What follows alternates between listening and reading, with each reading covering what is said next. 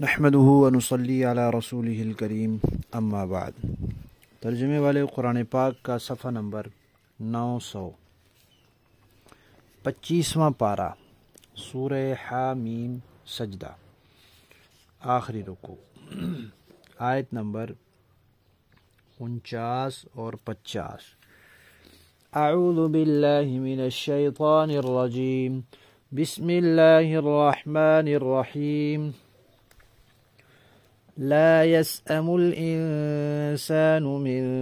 دعاء الخير وإن مسه الشر فيئوس قنوط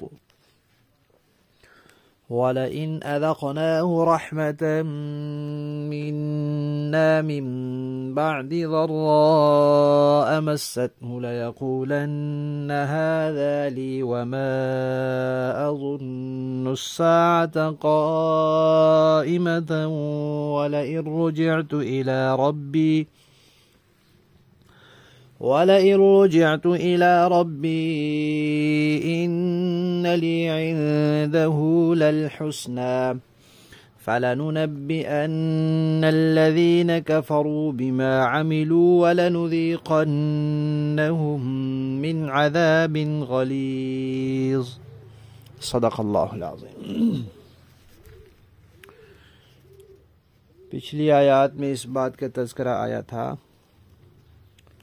کہ جو کوئی آدمی نیکی کا کام کرے گا اس کا فائدہ بھی خود اسے پہنچے گا، اور جو کوئی برائی کرے گا اس کا وبال بھی خود اسی پر ہوگا، اور قیامت کے دن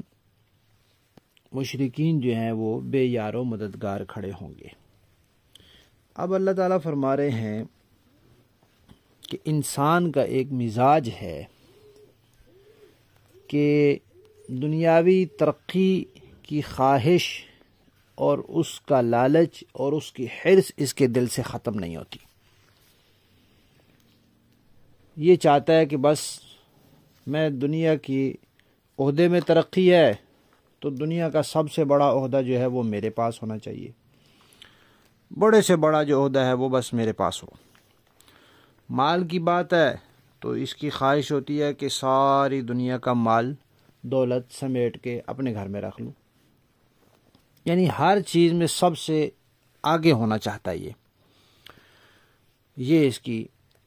حرص ہے، یہ اس کا لالچ ہے۔ اور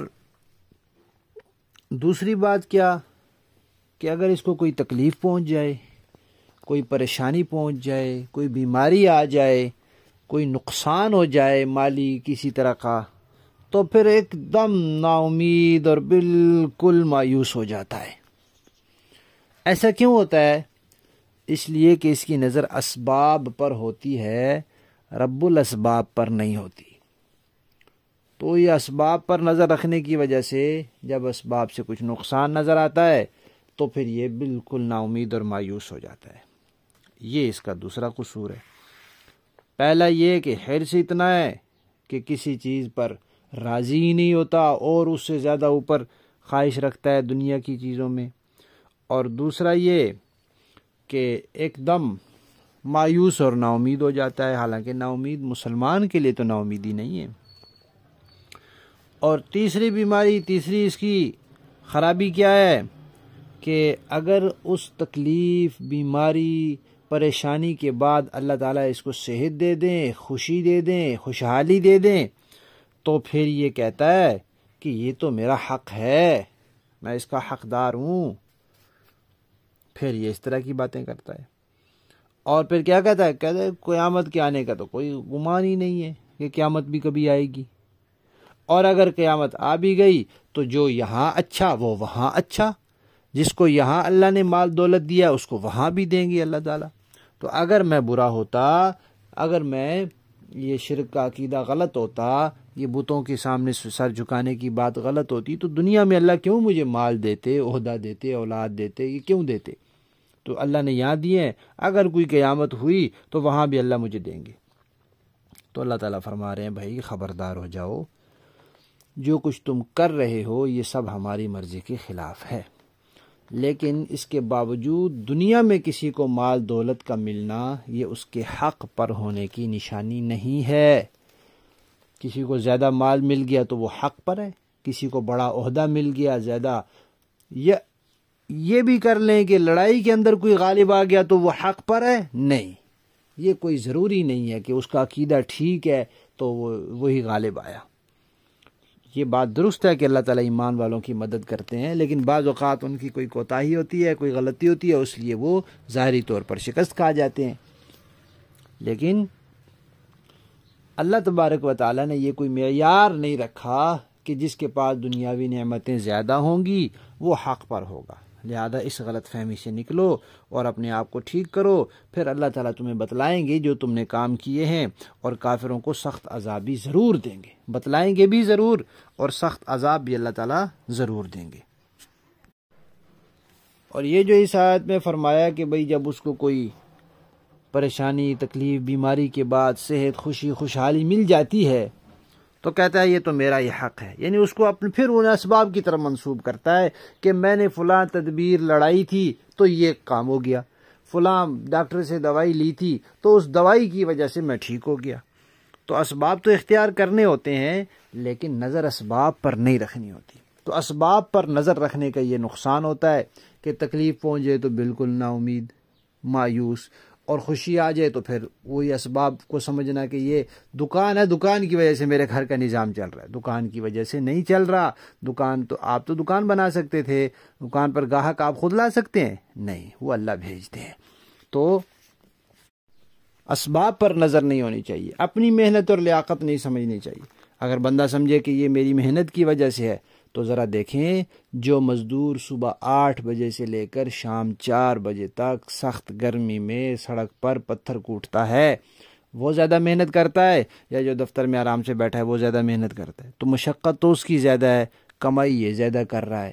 تو اگر محنت کے بقدر ملنا ہوتا تو اس کو مل جاتا۔ کئی جاہل ہیں، پڑھے لکھے نہیں ہیں لیکن بیٹھے ہیں آرام سے، خوب کما رہے ہیں، اور کئی تعلیم یافتہ ہیں اور خوب محنت مزدوری کر رہے ہیں لیکن وہ اتنا ان کو نہیں مل رہا۔ تو یہ اللہ کی دین ہے، اللہ کی تقسیم ہے، اور اسباب اللہ نے بنائے ہیں کہ یہ سبب اختیار کرو، اللہ دے گا۔ ہم دیکھتے ہیں ایک ہی جیسا سبب ایک برابر اختیار کرنے والوں کی آمدن برابر نہیں ہوتی۔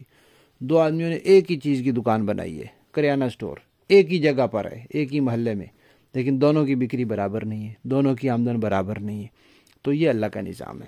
لہذا سبق یہ ہے اس میں کہ انسان کو اللہ پر نظر رکھنی چاہیے، اسباب پر نظر نہیں رکھنی چاہیے۔ اسباب اختیار ضرور کرنے ہیں، چھوڑنے نہیں ہیں، لیکن نظر اسباب پر نہیں رکھنی کہ ہوتا اللہ سے ہے، کرنا اللہ نے ہے، باقی سبب اختیار کرنے کا مجھے حکم دیا گیا ہے۔ اس کے لیے مثال دی ہے جیسے ریل گاڑی کے لیے سگنل ہوتا ہے، اور سگنل جب نیچے ہوتا ہے تو گاڑی والا وہاں سے چلا جاتا ہے، جب اوپر ہوتا ہے تو وہ سمجھ لیتا ہے کہ یہاں سے آگے نہیں جانا تو وہ رک جاتا ہے۔ اسی طرح بعض جگہ سرخ جھنڈی، سبز جھنڈی والا بندہ کھڑا ہوتا ہے پھاٹک کے پاس یا کسی جگہ، اگر وہ سرخ جھنڈی آگے کرتا ہے تو وہ گاڑی والا روک دیتا ہے گاڑی، اور اگر سبز جھنڈی کرتا ہے تو وہ گزر جاتا ہے۔ تو اب کوئی کہے کہ اس سرخ جھنڈی نے گاڑی کو روکا ہے، سرخ جھنڈی خالی وہ کرتا رہتا گاڑی تو نہ رکتی اگر ڈرائیور نہ روکتا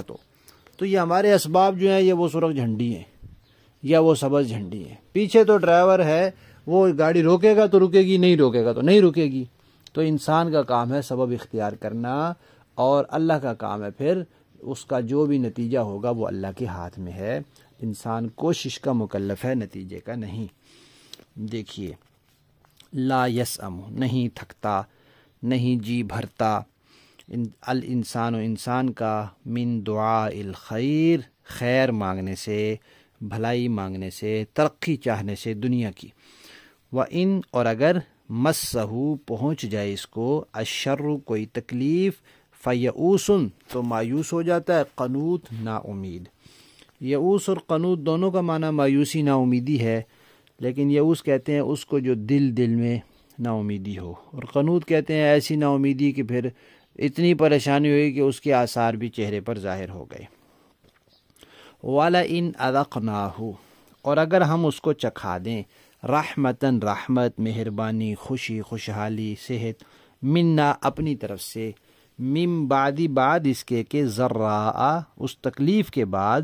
مستہ جو اس کو پہنچی، یعنی تکلیف پہنچنے کے بعد پھر ہم اس کو خوشی پہنچا دیں، لَيَقُولَنَّ، تو وہ ضرور کہے گا، ہَذَا لِی، یہ تو ہے ہی میرے لیے، یعنی میں نے تدبیر کی تھی لہذا یہ تو ملنا ہی تھا مجھے،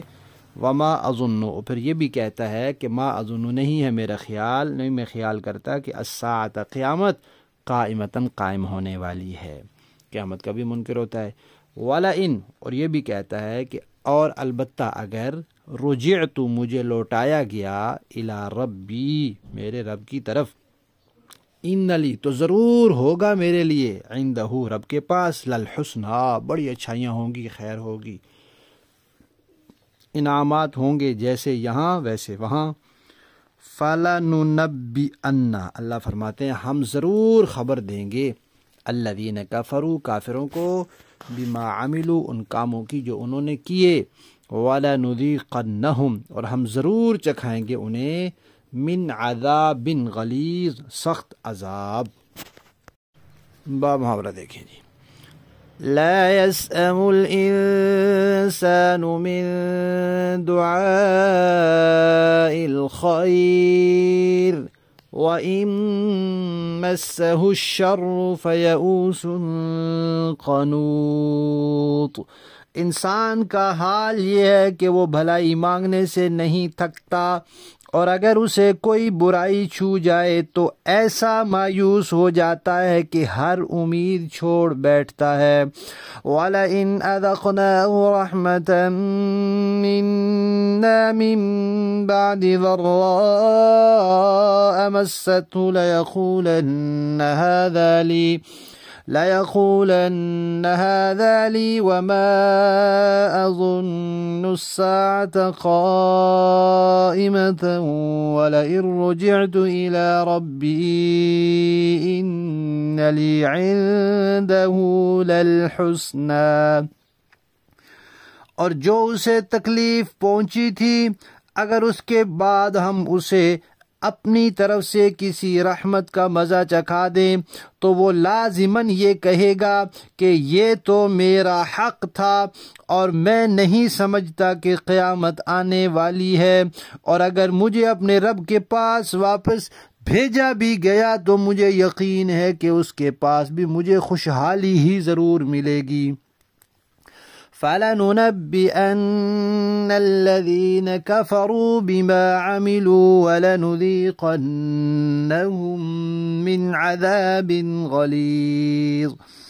اب ہم ان کافروں کو یہ ضرور جتلائیں گے کہ انہوں نے کیا عمل کیے ہیں، اور انہیں ایک سخت عذاب کا مزہ ضرور چکھائیں گے۔